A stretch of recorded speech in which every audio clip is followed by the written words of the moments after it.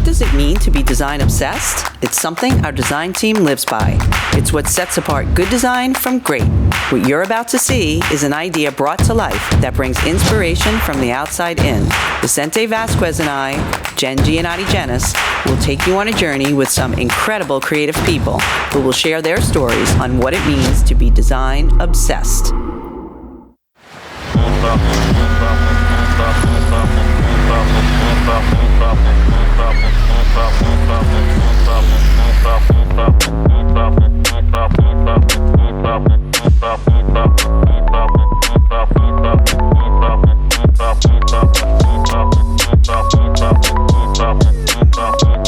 Mom! Your computer's ringing! Turn that thing off! Oh, my call with Vicente. Hey, Jen. Hey, what's going on? How are you? Wait, I can't hear you. I think you're on mute. Hold on. What's up? How are you? Are you excited? Today's the day that we're actually going to make a show about being design obsessed. I know, it's crazy. We've been planning this for so long. It's finally here. We have all these incredible people we're going to talk to. I can't wait to share this with everybody around the world. Hopefully everybody be just as inspired as we are.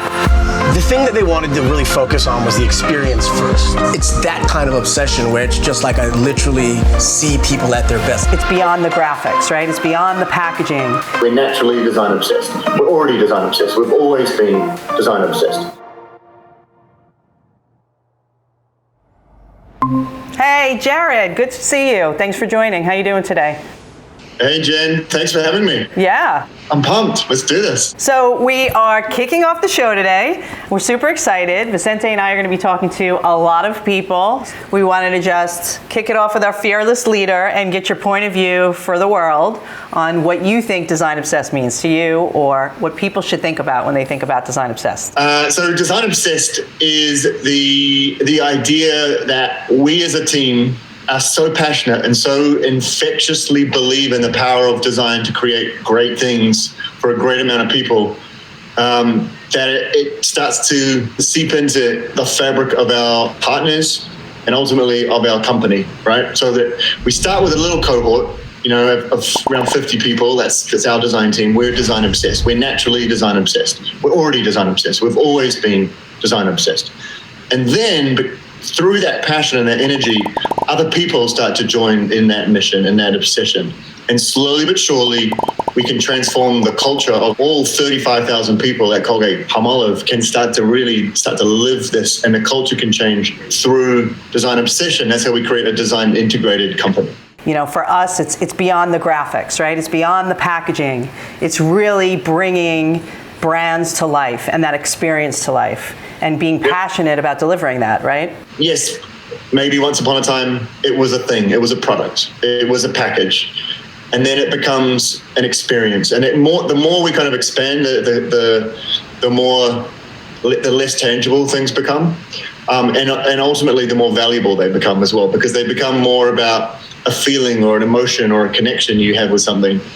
What does it mean to be innovative while being design obsessed? Well, I think one of design's superpowers is empathy. And when you put yourself in the shoes of others, you don't start with the answer. You don't start with the preconceived notion of where something needs to go. You obsess about the opportunity. You obsess about the question. And that will likely lead you to new and interesting places, unlocking new and interesting value. With that, I just want to say thank you. I can't wait to see the end results of this amazing journey we're going to go on, and thanks for the chat. Yeah, well, thank you so much, and thank you for the idea. Thank you for the ambition.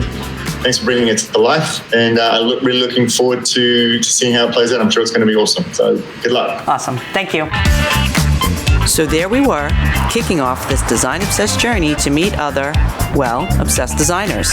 Of course, the first one I had to meet with was one of our very own, David Cole, who before joining us at Colgate, helped create the first experiential toy store brand named Camp.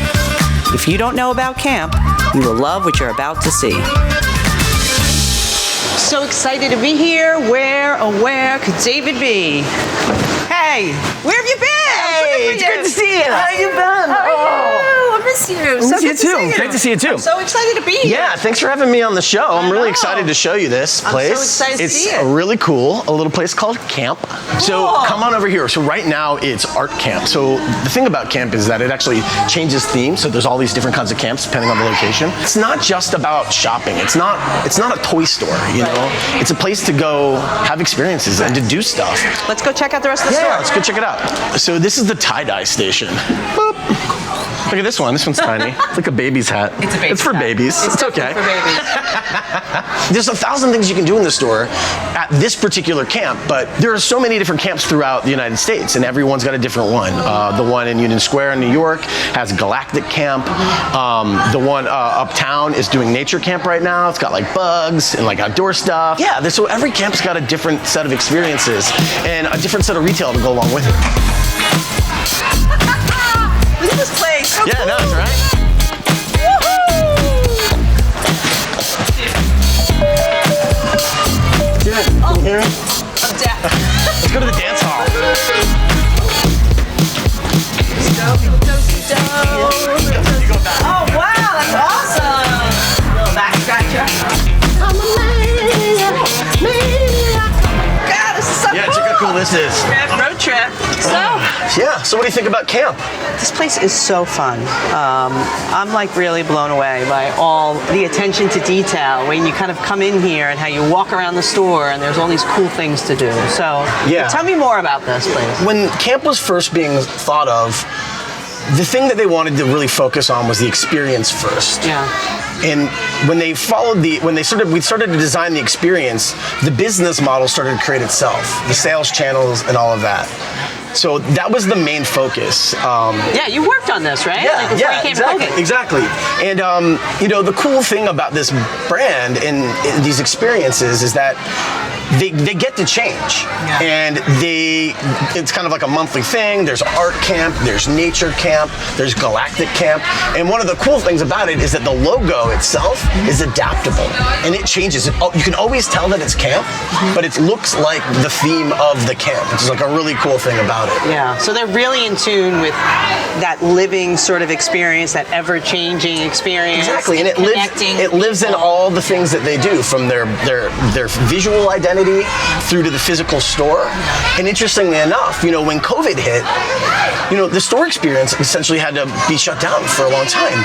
And when they started to approach this online experience, they didn't want to just make it about e-commerce. It wasn't about selling things. They started at the experience again, and they're like, how can we transfer this experience to online? Yeah. And that's exactly how they approached it. And the business model was driven after they made the experience. Yeah. So for instance, they did a white elephant.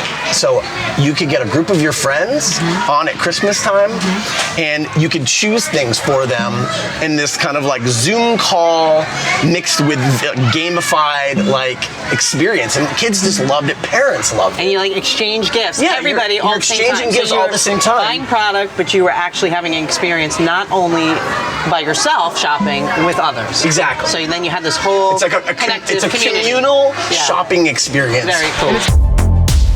It's so cool how this place is like so modular and adaptable. Yeah, it's really great because it allows them to do all kinds of things when circumstances change, whether it's COVID or something new comes their way or a new opportunity. It allows them to do so much, and the brand essence is still there. And they're ever changing it, so they're constantly keeping people engaged in a new experience. Exactly. That is still the experience of the brand. It's built in. Yeah. It's built in. Awesome. Well, this has been so fun. Yeah, thanks for having me, Jen. Thanks for joining.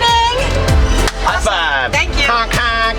It is so important to think about the experience that we want others to take away from whatever we're creating and never lose sight of that. Even when we're faced with major challenges or roadblocks, we can create our best ideas for new opportunities. Like David explained about how COVID changed the in-person model to an online communal shopping experience. Oh! Hey, what's going on? Hey Jen, how are you? I'm great. How was camp? Camp was fantastic. There were so many little kids going crazy, Oh, losing my pants. Jen. but it was so fun. Where are you headed to next? I'm heading over to Keats. Awesome. Well, tell him I said hi, and let's catch up later. I want to hear all about it. Sounds great. Will do. I'll talk to you later. Bye. Keith Major, the one and only beauty and fashion photographer based in Brooklyn, New York. A kind soul, incredible human being, and living definition of an artist. I first met Keith on a photo shoot a few years back, and ever since then he has stood out as someone who is truly design obsessed.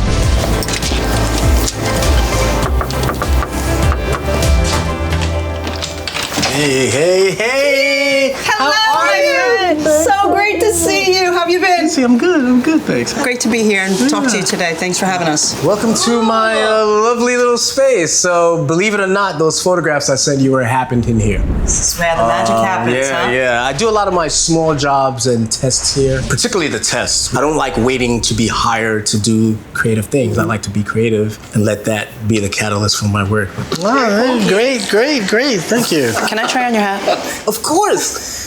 A Shaka Givens. This is a very cool hat. I'm digging this hat.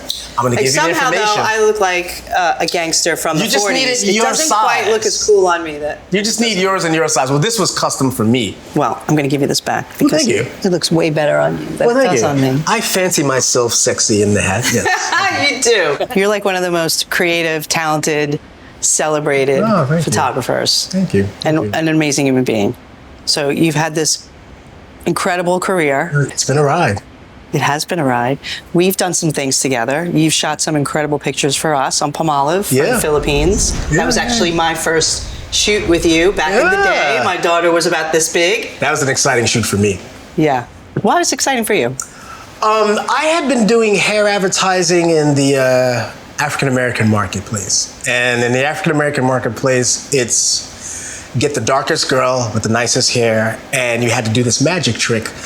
Make sure her skin is as dark as possible, but we need detail in the hair. Yeah. So I would have to pull this rabbit out of my hat to make that happen. So on your job, it was, just what we would call a general market. So everyone was like fair-skinned, and I didn't have to worry about their skin color. I just sort of had to take nice pictures and make the hair look great. And so it was easy for me because I was, I had the jury trial by fire by doing it for the African American market. You're amazing. You really Thank are. you. And I have to say, that was one of my first experiences on a shoot with you, but I know that your work is incredible. You've shot major A-list celebrities and top models, and every picture that you take, Keith, has such emotion and feeling in it.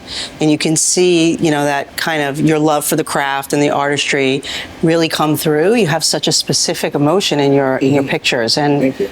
I think one of the things, we're talking about in the show, about it being design obsessed, what that actually means to bring your passion, into the work and to really bring that experience to life for the end user or the end viewer or that person that's going to experience it. How do you capture so much emotion and experience in one image? I see people just looking every day out of my eyes. I literally see the beauty in everyone. Whether you believe in God or universe or spirit or whatever, the universe has given me a gift to see people at their best. And so it morphed into me allowing my craft to translate what I see every day. Like, in fact, I would say that I'm waiting for some kind of invention, like a chip in my head, to just take the pictures with what I see, because the things I see are more amazing than even my best photographs. But that comes through in your photography. Yeah, thank you. So you really are captured by the emotion of whatever it is. Not only that, you bring out the best and the beauty in that person, whoever they are, but there's such an experience that draws you in. I'm actually more excited when I'm on set with someone who isn't a model, and I show them a great photograph of themselves and they really get into it. That's a lot of fun. But it's that kind of obsession where it's just like I literally see people at their best. I've been in bars and they'd be like, if you could see yourself right now. I'll call you on my worst hair day. Keith, can you please look at me, please? I've gotten into arguments with people over it because they're like, come on, that's crap. Well, what about that person?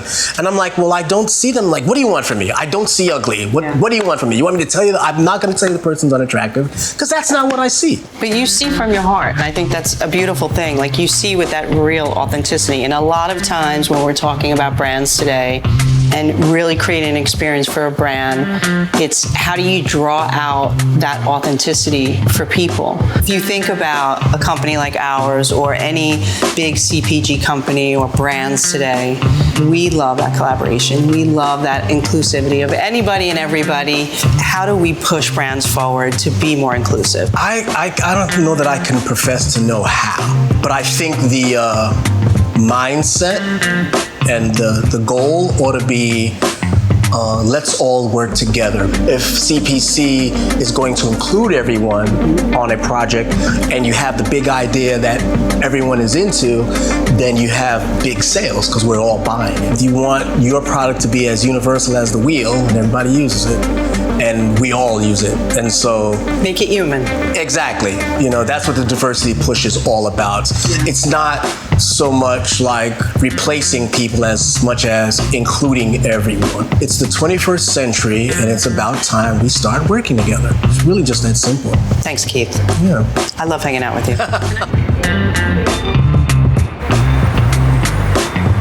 Hey, what's going on?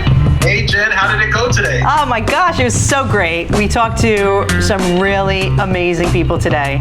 Really inspiring. I hope everybody enjoys it. Oh, I can't wait to see what's next. Can't wait to see what's next either. It's gonna be fantastic. Cut. What is that? Can you see my underwear? You can't touch me, copper. Turn it off.